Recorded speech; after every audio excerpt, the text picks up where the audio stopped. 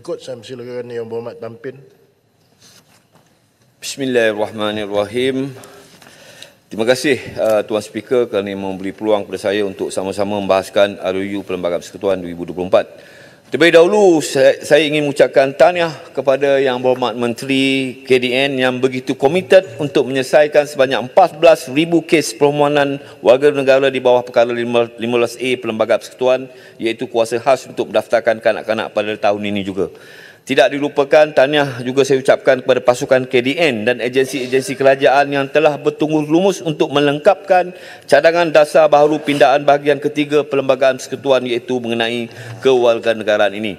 Menerusi pindaan kali ini, saya dapati bahagian 3 Perlembagaan Persekutuan bakal menjadi lebih relevan dan signifikan dengan perubahan demografi penduduk serta aspek sosial dan dalam era globalisasi. Terutamanya berkaitan pindaan perkara 14 Perlembagaan Persekutuan yang telah diberikan nafas baru, iaitu dengan menggantikan perkataan bapa kepada sekurang-kurangnya seorang ibu atau bapa, bagi memberikan keadilan kepada kaum ibu yang selama ini telah dinafikan hak mereka untuk menurunkan keraitannya kepada anak-anak yang dikandung selama 9 bulan dilahirkan sendiri oleh mereka.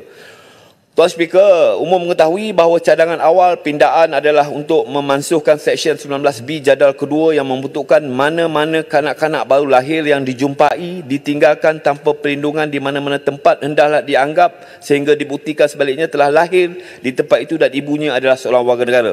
Atau dalam erti kata lainnya, syul sebelum ini adalah untuk mengubah perkara berkenaan daripada monopoli kewarganegaraan melalui kuasa undang-undang kepada kewarganegaraan melalui pendaftaran di bawah bidang kuasa menteri. Namun demikian, syul berkenaan terpaksa dibatalkan setelah mengambil kira pendapat pelbagai pihak menerusi bermacam-macam siri perbincangan sebelum ini. Sehubungan itu, saya ingin mendapatkan penjelasan yang lebih mendalam, iaitu apakah perkara yang telah menjadi pertimbangan kementerian di peringkat awal cadangan pindaan sehingga mengusulkan perkara tersebut, dan apakah pula perkara yang telah menjadi pertimbangan kementerian untuk membatalkan syur tersebut dan mengekalkan undang-undang sedia ada.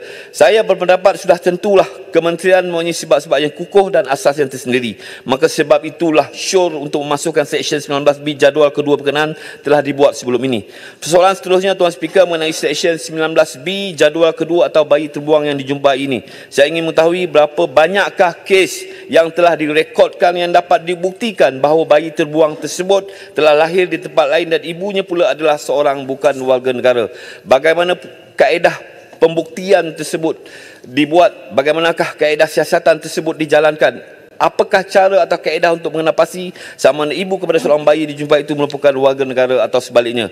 Saya berpendapat, Tuan Speaker, syur awal cadangan pindaan dikemukakan sebelum ini turut mempunyai kepentingannya tersendiri, iaitu tidak lain tidak bukan adalah untuk memelihara aspek kedaulatan negara menerusi kewarganegaraan.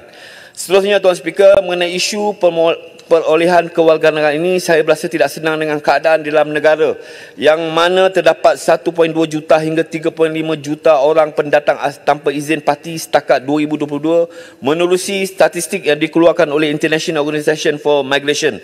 Ini tidak termasuk 2.2 juta pekerja asing yang memiliki dokumen sah untuk menetap dan bekerja di Malaysia. Jumlah ini amat menakutkan, Tuan Speaker, dan disebabkan inilah kita boleh melihat kebanjiran warga asing yang mendominasi setengah kawasan tumpuan ekonomi dan pusat-pusat bandar.